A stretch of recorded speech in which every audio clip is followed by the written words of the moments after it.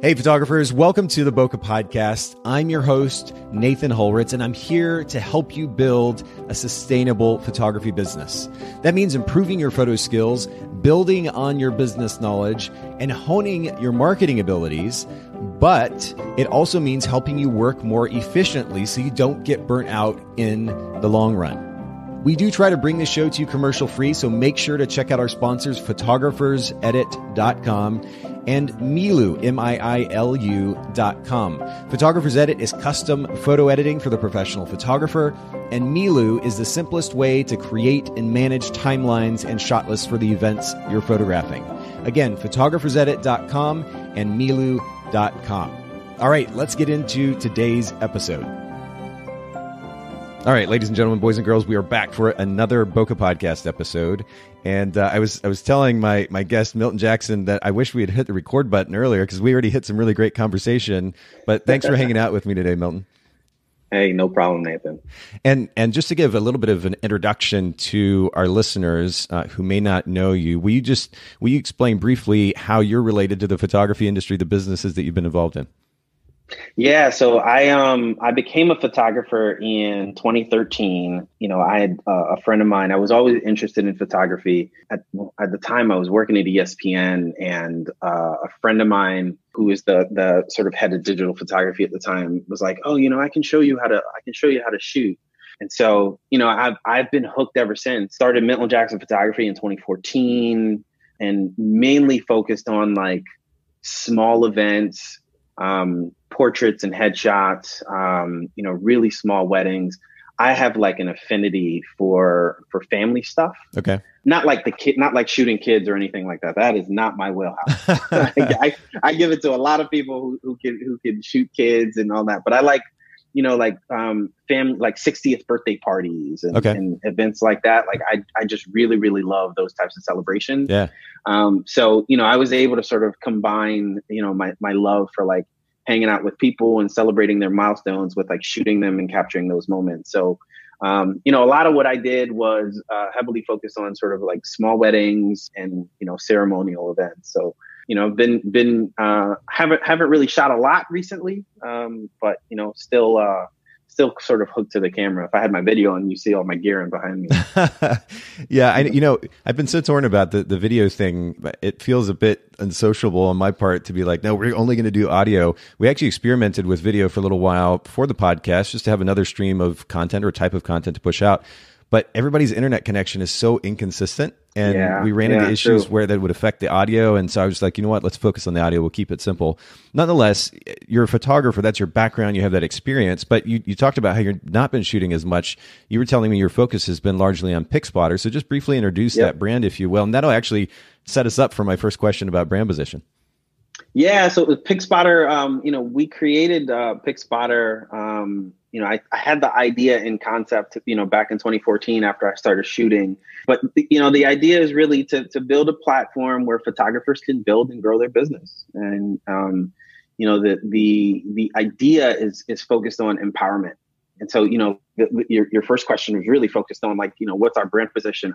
Our job is to empower photographers as a platform. And we do that by creating a platform that's really, really simple to use. It's simple to automate. But I think the most important thing is we really want photographers to be able to spend less time managing the business and more time being creative and growing the business. That makes sense. Okay, so I mean, with a number of CRMs in the market at this point, is that not a message that you see so much with other platforms, that there was an opportunity there to kind of run with that message because it stood out from those other platforms? Yeah, I think in some places, CRMs felt like operating like grand old Excel spreadsheets, right? Yeah. And it's like, if that's what I wanted, I would just use Excel, right? But what we tried to do was create an experience, right? We tried to create a platform where you can go in and say, I'm trying to achieve X amount of growth in my business, and I want to achieve X percent growth for the next year or the next 2 years or the next 3 years, right? And we'll take those numbers and we'll track, you know, how well are you performing towards those goals? Oh, that's cool. You know, as sort of one. So our job, like I said, is the empowerment factor. It's like empowering you to run your business, but also empowering you to grow the business.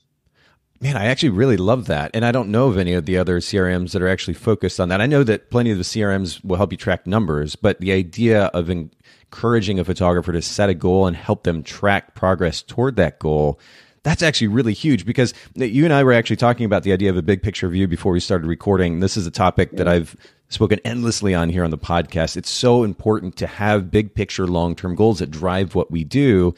And it's so important as well, simultaneously, to have awareness about the data associated with our business, and putting that data together, or trying to coinciding that with the big picture goals.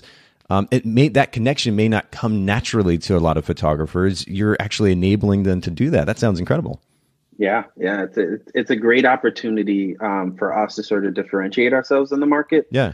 But I'll even be more specific. Like, one of the things that is really, really important in the photography market is understanding financial position. Yes. Right.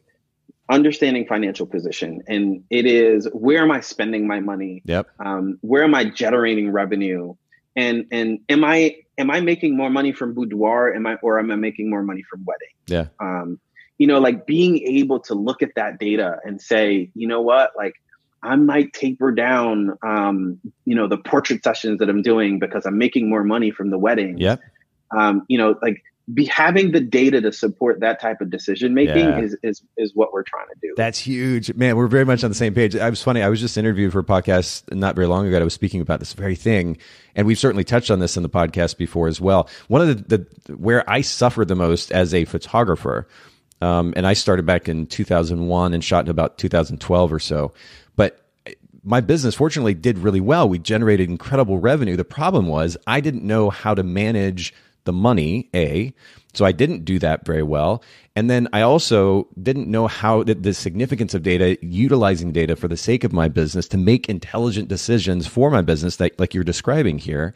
It really sounds, I'm getting all excited just talking about it with you. Like, for you to be able to set your platform up to do something as simple as, like, maybe they get, one of your users gets a message that's like, hey, you spent, $50 more or $100 more this month on this particular thing.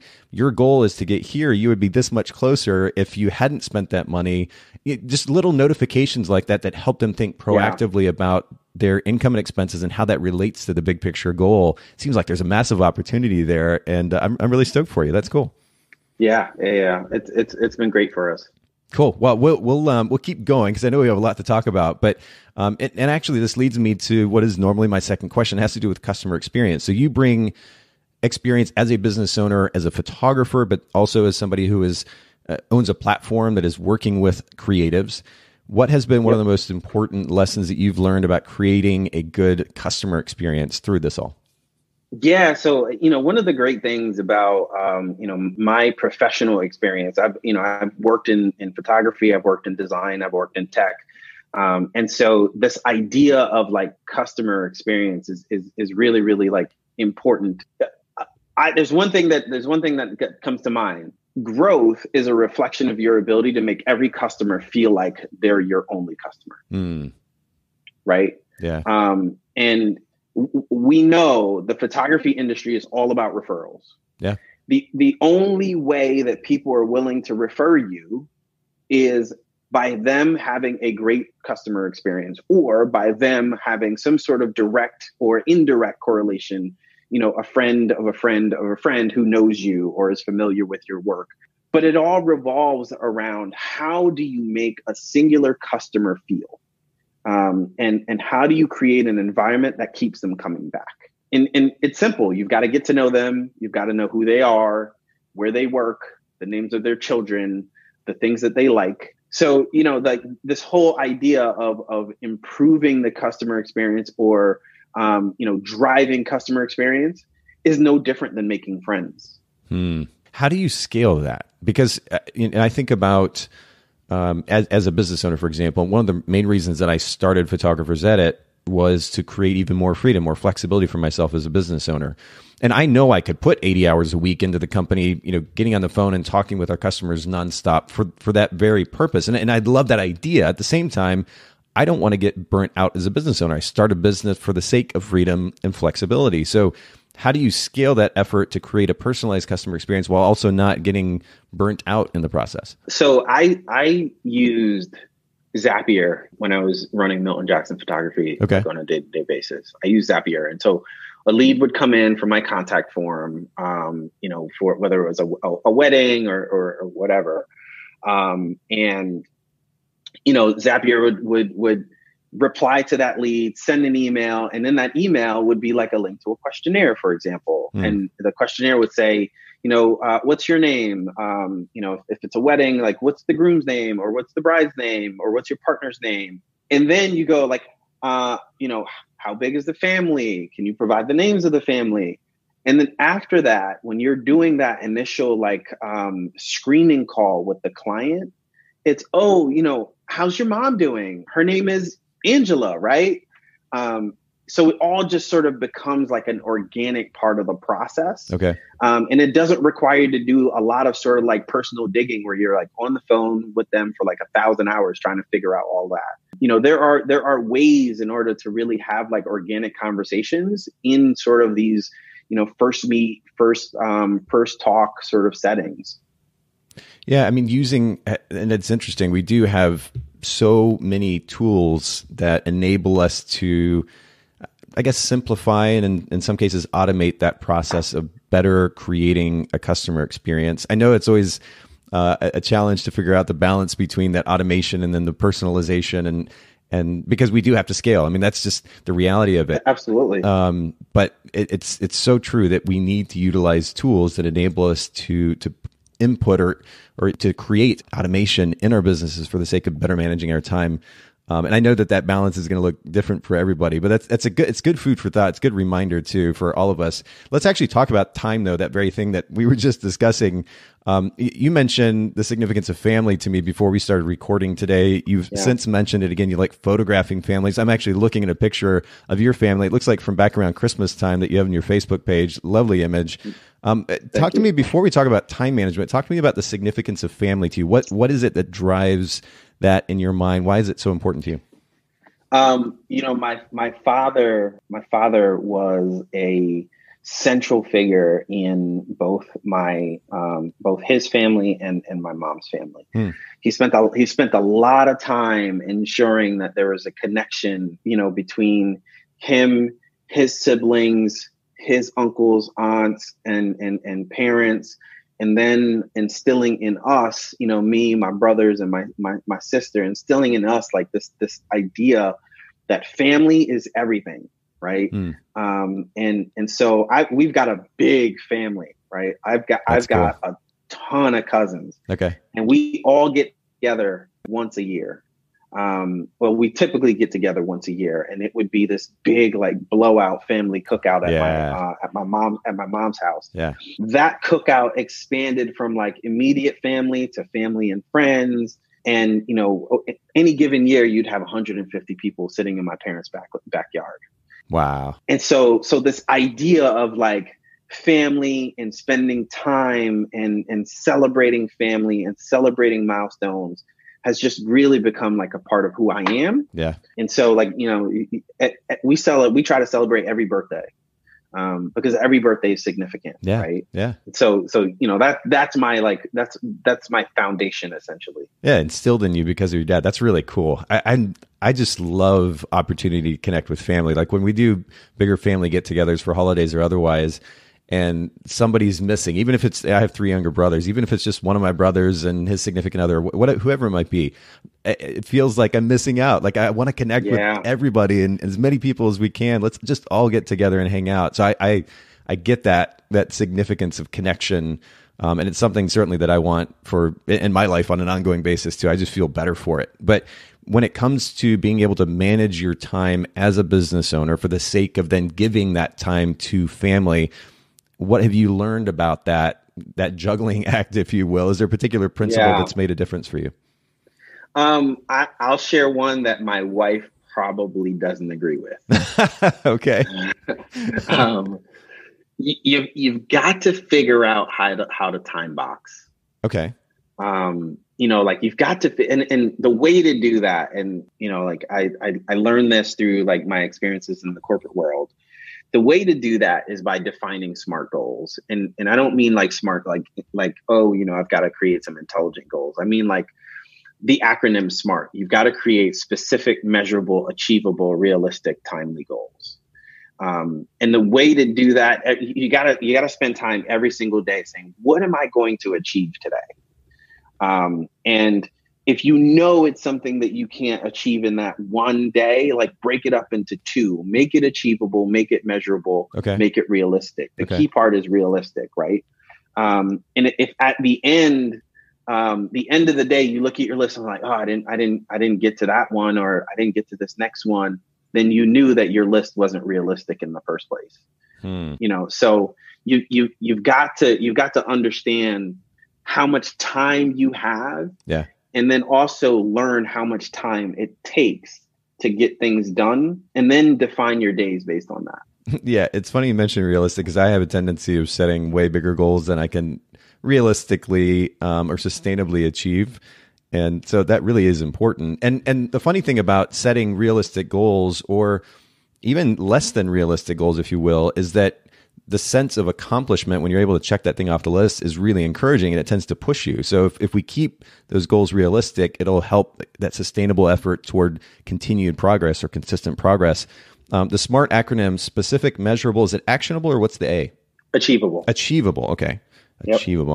I was taking notes here, and I wanted to make sure I got that achievable. We'll of course put this in the show notes at bokehpodcast.com for everybody listening in. Specific, measurable, achievable, realistic, and timely.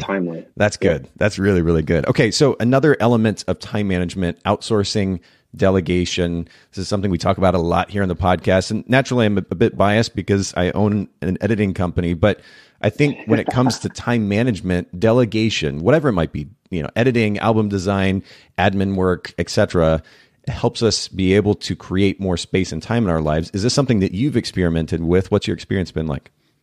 Yeah. So, at Milton Jackson Photography, it's literally a one-man show. Okay. Right. And then every now and then I would ask, a friend of mine to come in to just sort of function as like, as photo director, really like, helping me with the models and the clients to make sure that they're posing correctly. Cause like posing is one thing that I've done like 1,000 courses on. Sure. And I feel like I can never get right. So, every now and then I'll have somebody come in and help with the posing and direction and all that. But that took a while for me to know and realize that was a weakness of mine.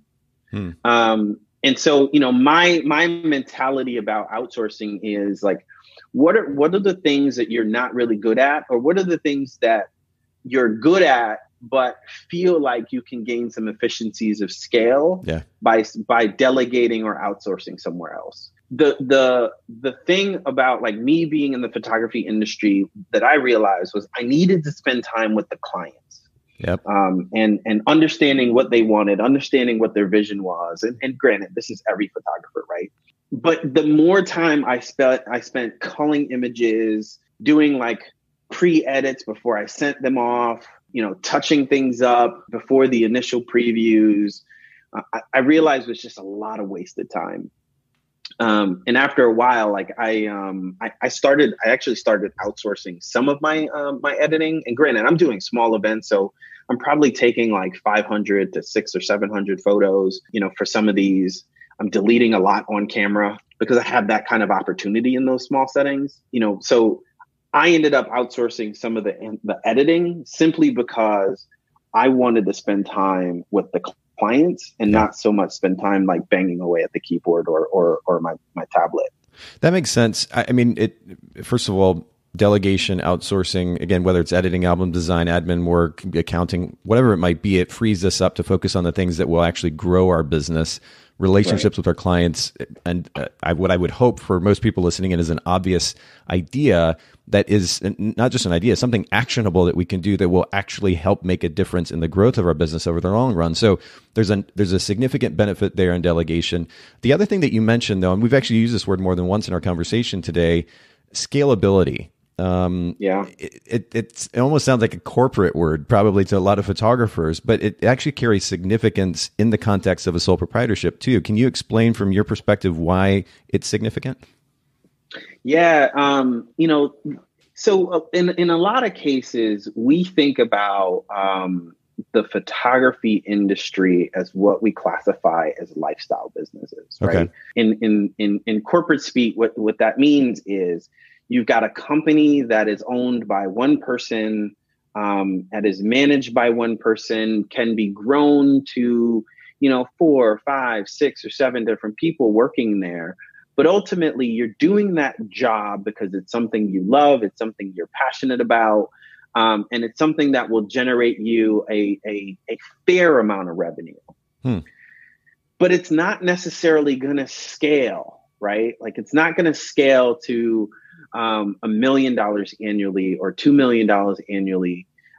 In some cases, and I'm just using those numbers as examples. It's not going to scale to an exponential point because lifestyle businesses are not intended to scale at that sort of pace. Now, if you read a lot of information about like startups, one of the things that startups have to do is they have to cross the chasm. They have to cross that initial barrier where they've figured out product market fit, they figured out who their customers are, and then once they figured out how to make everything in their business a mastered, repeatable action, then they see exponential growth. And so scale is important if you're trying to make a 7-figure salary annually from your photography studio. You've got to figure out how to cut out waste, cut out fat, define your goals in a way that allows you to grow. And if you don't do that, then you're just going to have a lifestyle business. Well, and that growth, it's scalability isn't just about growth. It's also about putting in place the systems that enable that growth in a way that doesn't burn you out, right? Like, in fact, I actually, as you were talking, I pulled up the definition for scalability on dictionary.com, and it says the ability of something, especially a computer system, we could call it systems just in general for photography businesses, to adapt to increased demands. And the reality is, if we want to continue to grow as a business, we want that revenue to increase year over year. We can only do so much as an individual photographer in order to reach those types of increasing revenue goals. So we have to put the systems in place, potentially hire individuals to help us scale up. It's not just about the revenue growth. It's also about the systems that enable that growth. Right. And I think it would be a really good idea for photographers to think a little bit more about this. There's a book called The E-Myth Revisited that I had the opportunity to get into a number of years ago that talks about the significance of scalability. And we'll link to that in the show notes at bokehpodcast.com for anybody who is interested in learning more about the concept. But I just wanted to highlight that idea really quickly because it isn't just a corporate word. It is actually quite applicable to photography businesses. And I think if we would all do well to consider that as we continue to develop our business. Speaking of books, Milton, I'd love to hear a favorite book. This could be a business or self-help book, maybe even a podcast that has made a big impact on your life in the last few years. So I love this question. Is it okay for me to curse? Oh man, go for it. All right. Book number 1, The Subtle Art of Not Giving a Fuck. Yeah. Yes. By Mark Manson. Yep. The reason why I love that book is it tries to get under all of the things that are important to us. It really tries to get to what are the things that we care about, but more importantly, what are the things that we shouldn't care about? Yeah. And the main thing that I took out of that book is you've got to know your value. And therefore, once you know your value, you know what you can give to the world. And photography is one of those areas that if you understand what photography does, you will realize that the job we do as photographers is to change the way people look at each other, change the way people look at art, and change the way our clients look at themselves. That's one of the key fundamental things that we do. Aside from capturing moments, like our job, if we know our value, is to provide value to other people. The second book is really a business-driven book, the Digital Marketing Handbook by Shivani Kral. Okay. I think, in a lot of cases, we as photographers know that the industry is a word of mouth industry, right? Yep. But word of mouth is very hard to scale. And so the other side of the industry right now is figuring out how you can leverage technology to grow your business. That's SEO, that's pay-per-click, that's content marketing, that's social media. This book really lays out and provides an understanding and a simple understanding of what all of these tools are, and how you can leverage them. That's great. And, you and I were talking about before we started recording. Again, we should have hit the record button right away. There's some good stuff there. But we were talking about taking advantage of this downtime, the slower season while we're managing COVID, dealing with COVID, to do these very things that can make a big difference in our businesses in the long run. So I think this is going to be a great resource for those who are curious. As much as we talk about the significance of these digital tools in our industry, it's one thing to talk about, it's another thing to do. And I think that we need to, even if it's just a little bit of time here and there, we need to take advantage of this slower season right now to invest in those tools that will enable us to grow and scale, as we were talking about, over the long run. We'll link to both these books in the show notes at bokehpodcast.com. And by the way, for everybody listening in, Haley, who produces the show, has actually put together a really cool resource. If you go to bokehbookshelf.com, the most popular books that our guests, now at something like 440 episodes, have mentioned over the years are highlighted there at bokehbookshelf.com. So take advantage of that resource as well. We've got links to the books on Amazon, and you can easily go purchase those. Let's actually get into kind of the meat of our conversation for today, Milton. And one of the things you mentioned to me prior to our conversation today, you wanted to get into, was the significance of an effort to support the rise of diversity in our photography industry. And I'm really curious, as a photographer of color yourself, what has your experience been like over the last few years? Have you seen change in this regard in the last few years? Is it more so just in the last few months? I'd love to get your take on this. Yeah. So I think the market is really being reactive now. I think the social determinants of health around COVID and the impact to the African American and Latinx community, George Floyd, these social issues have really shed a light on the inequities in all industries, and specifically in the photography industry. I will tell you that I've watched, especially over the last 3 or 4 years, photographers scream at the top of their lungs to be included in the equity conversation, not specifically the diversity conversation, but the equity conversation, right? I've seen folks, say, we don't have enough ambassadors. We don't have enough people speaking on behalf of brands who look like me, who talk like me, who share a similar background. And so, what I've seen, and I've got to give a lot of kudos to the Keisha Lamberts. I've got to give a lot of kudos to the Tamaya Covens, and even our very own Keith Clater, Chip Desert and Quentin Carson, and those guys, because essentially what's happened, the brands weren't focusing on, or let me not say focusing. There was just not a lot of great representation. And so rather than these guys saying, hey, how about you let me sit at your table so that I can give you my perspective? These guys said, you know what, I'm going to create a table and we're going to share the perspective. Yeah. And I've watched photographers grow and transform. So now the market's being reactive, right? The market is saying, oh man, like finally, like, oh, the diversity was not there. So now let's go out. So we're seeing the Sonys of the world, the Fujis of the world, the Canons of the world, all of a sudden the ambassadors are getting more colorful.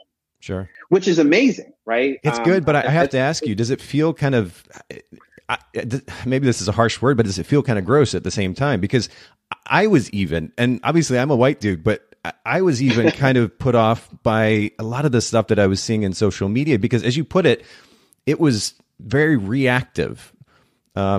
People are basically, a lot of people felt like they needed to be saying something or they'd, quote, get in trouble. And a lot of it just felt very kind of forced and just gross in the end. So what's your perspective on that? Does it feel that way? Do you feel like this is actually making a big difference toward progress? So I have a couple thoughts, and both positive and negative. Like I have the reaction of, oh my God, this is fantastic. Right. For my friends in the community, for the people who look like me in the industry. It's fantastic for the people who are just coming up in the industry, who are trying to find their way and trying to find mentors and people to follow. The question I have though is it sustainable? Right. And that's really the thing that I think a lot of these brands have to figure out. Like, is it sustainable? And I'm not saying sustainable in a sense like, are there enough photographers of color or Black and brown photographers to become ambassadors? The answer there is absolutely yes. Sure. But the question is, are there enough people in these corporate offices who are thinking about Black and brown people as they're making decisions about the next camera, the next campaign, and the next group of ambassadors? Is there enough representation in those rooms to help us move the needle? So that was my next question, actually, was how do you feel we can make this kind of turn this from something reactive to something that is proactive and that is sustainable? Is there, I know there's not one simple answer, but what's your perspective on that? Beyond just, on a very simple level, these companies proactively thinking about the greater good, if you will, and being more inclusive and showing more representation. How can we actually maintain this bit of momentum that we're seeing right now? Yeah, I think the decision makers have to change. The people who are making the grand decisions within the industry, those committees, those organizations, they need to be more diverse. They need to be more representative of the people who are actually holding the cameras. And they need to find new and more innovative ways of engaging, and there's a lot of places and a lot of communities in, whether it's social media or in meetups or whatever, there are a lot of communities who are willing to engage. They just have to be sought after. So it's just a matter of it brings us back to the significance of doing again, right? Yeah. Because we can talk about it all day long. We just need to actually do it and do it consistently. Man, it's such a tough topic. Obviously, just to say the very least, but I really appreciate you lending your perspective and kind of shedding further light on this. Perspective is one of the things that I was even having a conversation with a friend of mine recently. And one of the things I said to him is, because he doesn't have the exact same perspective as I do on a political level. And I was like, thanks for the perspective. I really crave perspective. And I think if we're all willing to, within the photography industry or otherwise, willing to maintain an open mind and be curious for perspective and be willing to have conversations that are nuanced, it would make such a big difference. Because part of what's come along with these conversations has been a certain level of dogma, which then doesn't leave room for conversation. And it seems like good conversation where egos are set aside, where we keep an open mind and we're learning from somebody else, that can really help make a difference and encourage sustainability in this regard. Right. Well, we'll leave it at that for the time being. And again, I really appreciate I appreciate your perspective. I really do. And let me actually get back to Picspotr, because you mentioned it earlier, and we've talked a little bit about the difference between your CRM and the others in the industry. It seems like there's so many, and they popped up, over the last 6, 7, 8 years, maybe even a little bit more. But you talked about the difference. What was the impetus initially? Can you expand a little bit on the impetus behind Picspotr as it related to being a photographer? Yeah, so Picspotr has, like any other business, Picspotr has had to evolve, right? When I started Picspotr, I was still at ESPN at the time, and we were thinking of like, how do we create a platform that allows photographers to find locations to shoot? And hence the name Picspotr, right? Like, I spotted a location where I wanted to take pictures. Okay. And that's where the name came from. I was barely into my photography career at the time, right? Like I was barely into shooting and all that. And I went out. I did some second shooting with Tony Spinelli, one of fantastic wedding photographers here in Connecticut. Did a little bit of shooting with Keith Clater, who eventually joined our team at Picspotr. Yeah, I've got to get Keith on the podcast. It's been fun to connect with him in the past. Yeah, Keith is an amazing dude. So I was doing second shooting, and I was drilling not just into the artistry of photography, but also into like the business mindset of photography. And my idea for Picspotr morphed, as I saw some of the pain points and some of the struggles of actually managing the business side of photography. And so that's where Picspotr really came out. I'll give a shout out to a friend of mine. I worked on Picspotr for about 3 years, and we saw no growth. Okay. Right. Like we barely had any customers. And then I went to grad school. I went to the University of Maryland. I focused on technology entrepreneurship. I was very committed to supporting the photography community. And so I took the idea of Picspotr and the pain that I'd seen photographers sort of go through, and I took that into my graduate program. And as a part of the program, I got to sit down and talk to over 100 photographers, which is really what morphed Picspotr into what you see today. Those conversations, helped me figure out like what is it that we needed to be for the photography community. And like I was going to give a shout to Donald Darling out in San Diego, is really good friend of mine. Donald is an amazing photographer, and I set up an interview with Donald, and one of the little nuggets that he said, he's like, look, the customers we as in Picspotr, customer we serve are great artists. They're great technologists, right? Like photographers can adapt to going from film to digital, and it was like a seamless switch, right? Great technologists, great photographers who understand the art, but they're not good business people. They're just not. And so, we came around to how do we support the other set of managing a photography business, and that is the core of what we do.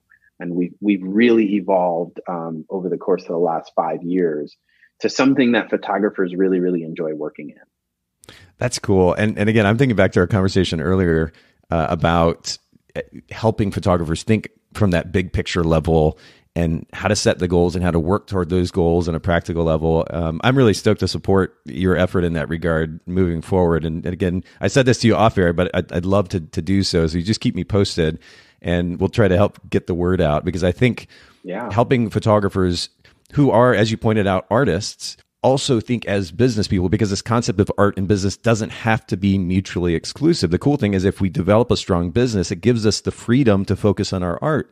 And if we're able to use tools like Picspotr to help us get to that place where there's a better balance between business and art, it'll be a win-win, very simply. So I think that's really cool. What would you say has been one or two of the biggest challenges that you faced since starting and running Picspotr? Yeah, the first 3 years of Picspotr, I'd say number one challenge was finding who our ideal customer was. Okay. Like we did not rely on, say the technical word, right? We didn't rely on any ethnography. Like we didn't talk to anybody. Yeah.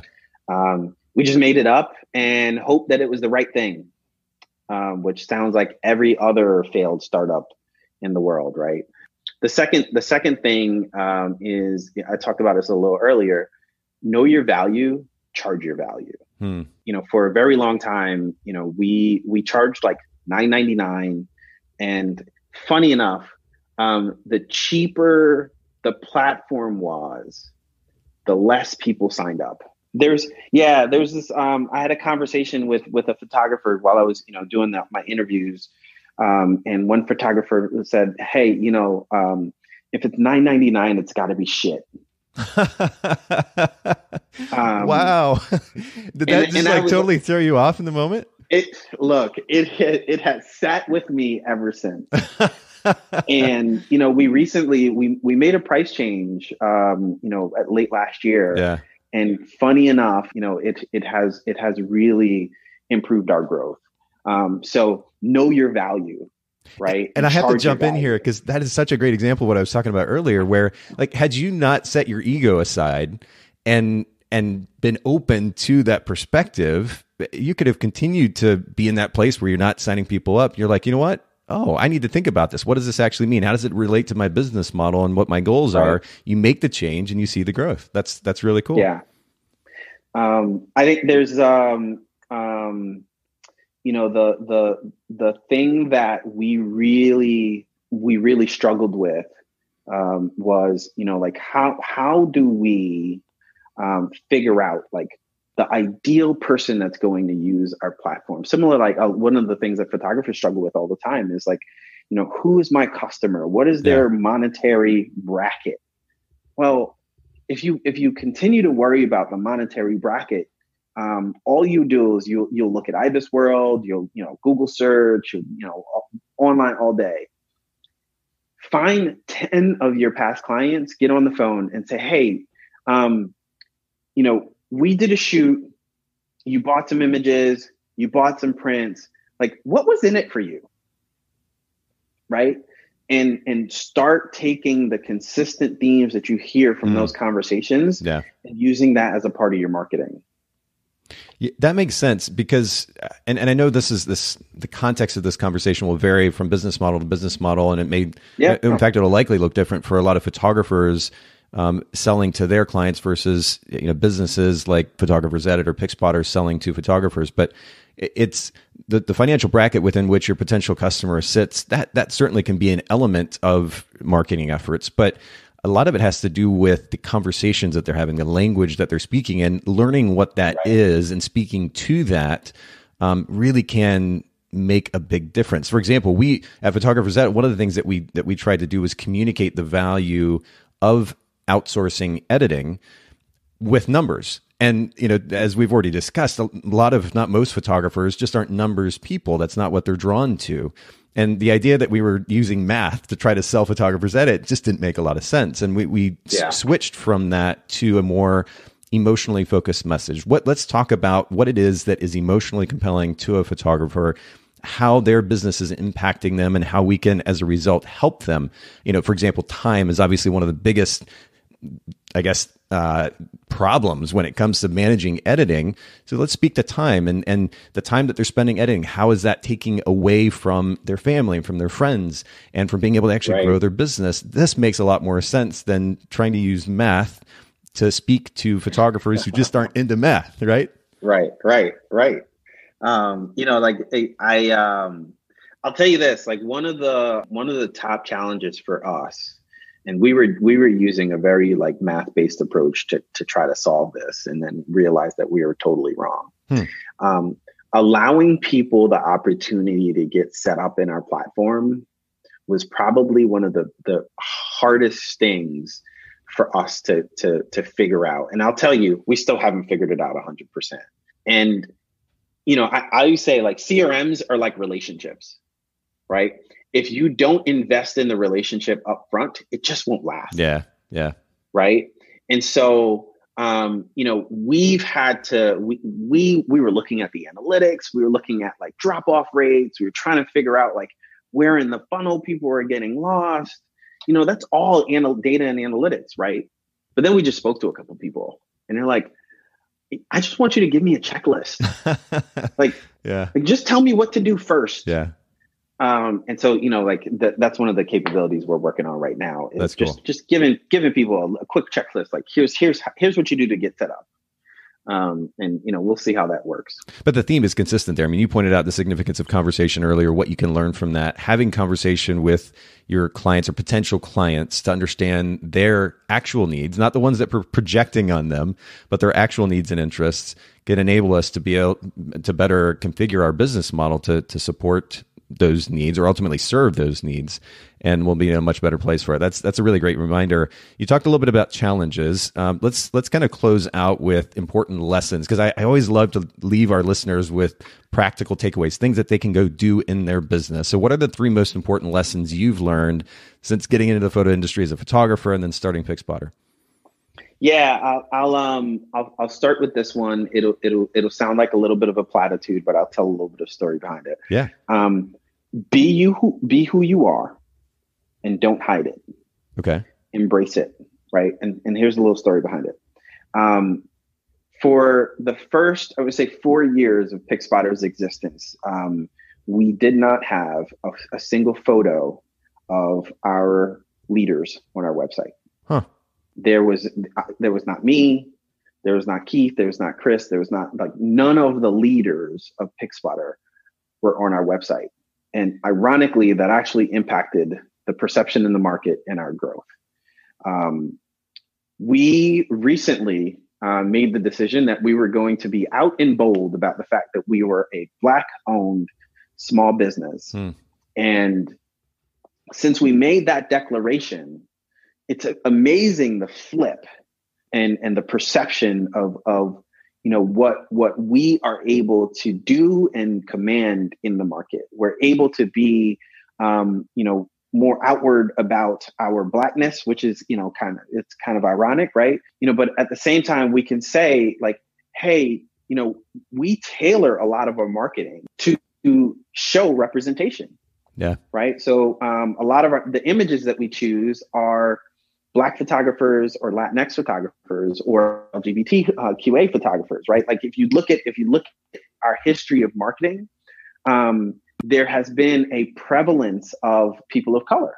But what the transition has done is it's really just allowed us to be embraced in the market more just for who we are, and what we're trying to accomplish, and how we're also trying to help the Black and brown communities.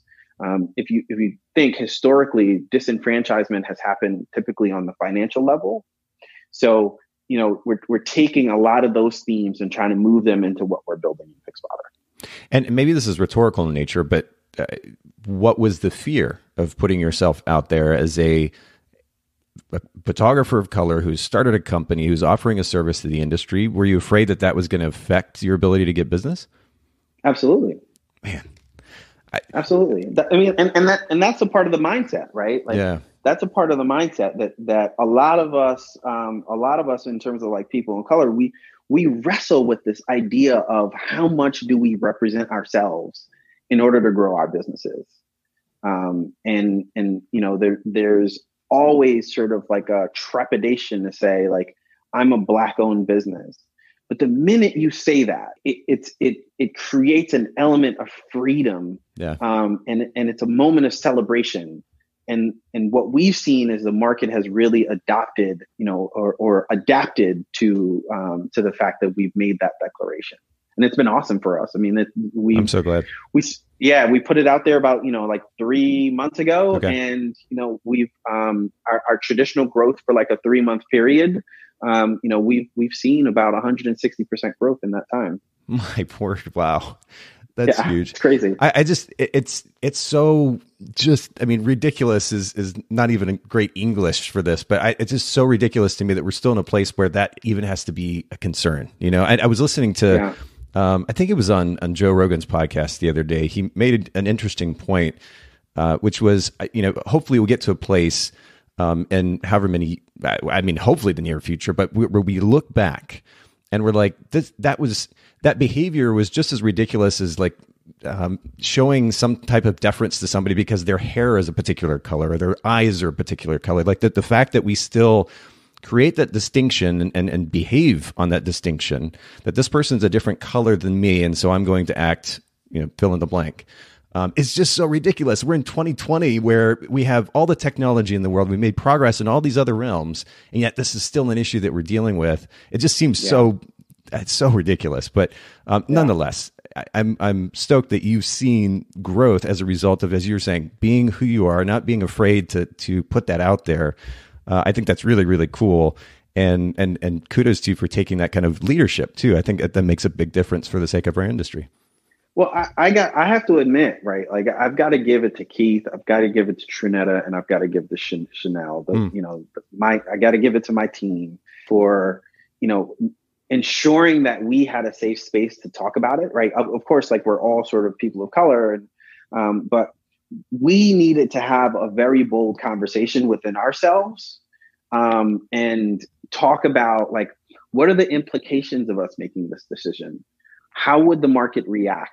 How would our current customers react? Yeah. How would future customers react? Like these are all things that we had to talk about.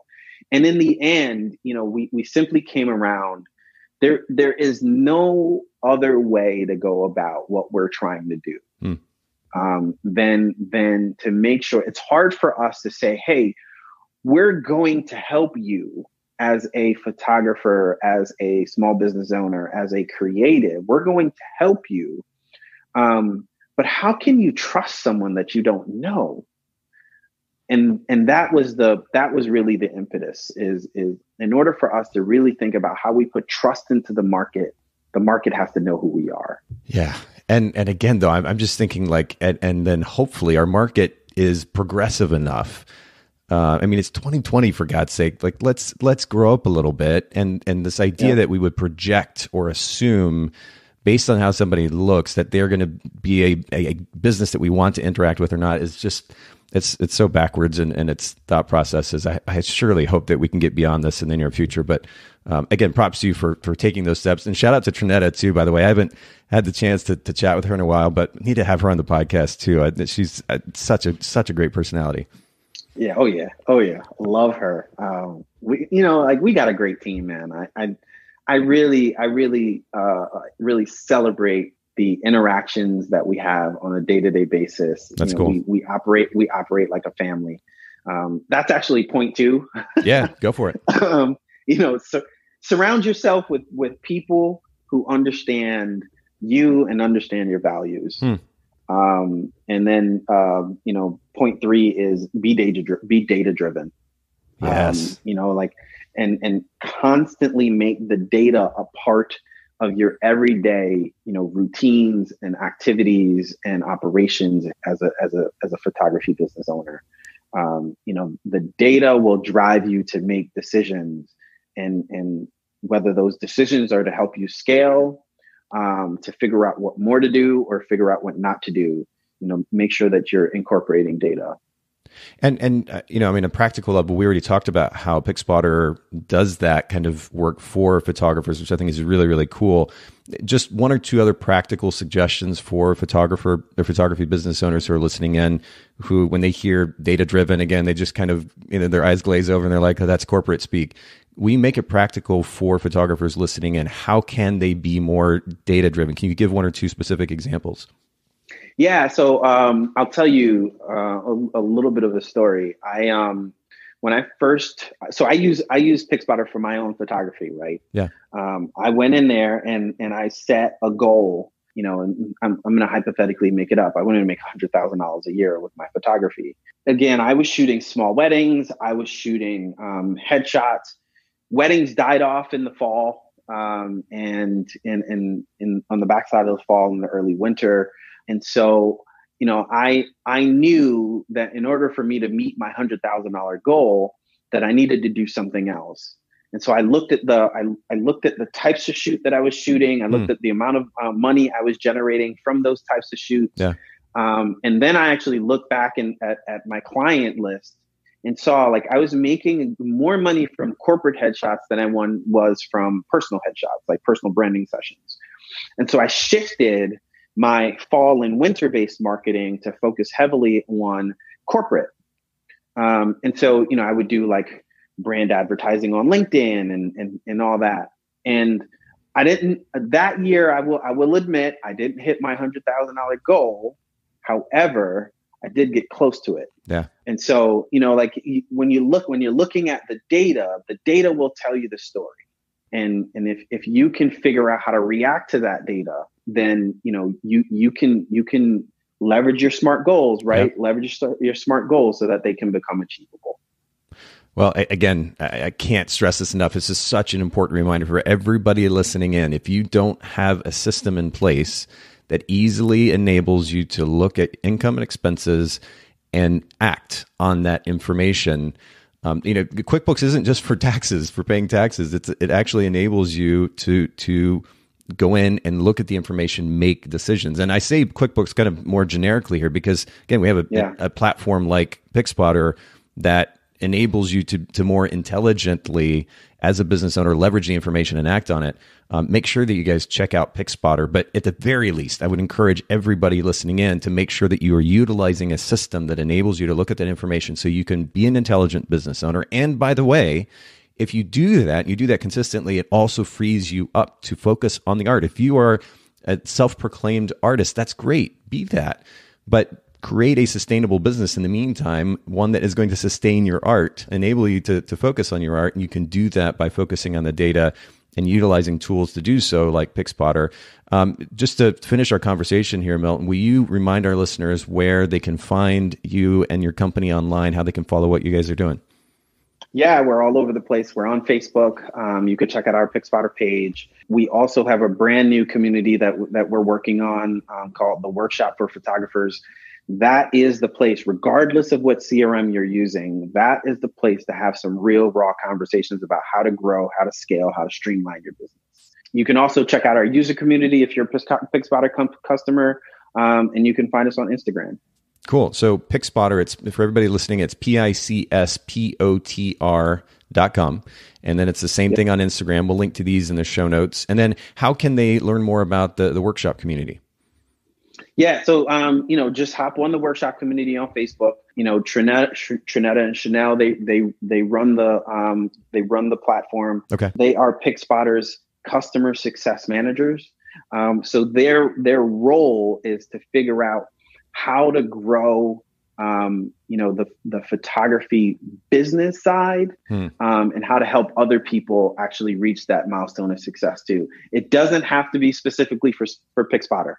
Right? Like the workshop community is not for, just PicSpotr customers. It's for everybody who wants to learn. That's cool. Okay. So we'll put that in the show notes too. For everybody listening in, bokehpodcast.com, BOKEH podcast.com. You can find the show notes for today's episode, of course, along with the others previously.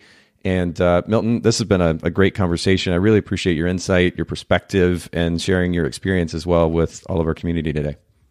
Hey, thank you. And thank you for having me. Shout out to everybody listening. This is great. Thanks so much, photographers, for listening to the Bokeh Podcast. Will you let us know what you thought of the show by leaving a review of the podcast in the Apple Podcast app? And I'd love to hear from you personally with your thoughts about the podcast and suggestions about future topics and guests for the show. My email is nathan@bokehpodcast.com. We do try to bring this show to you commercial free, so make sure to check out our sponsors, photographersedit.com and Miilu, MIILU.com. Photographer's Edit is custom photo editing for the professional photographer, and Miilu is the simplest way to create and manage timelines and shot lists for the events you're photographing.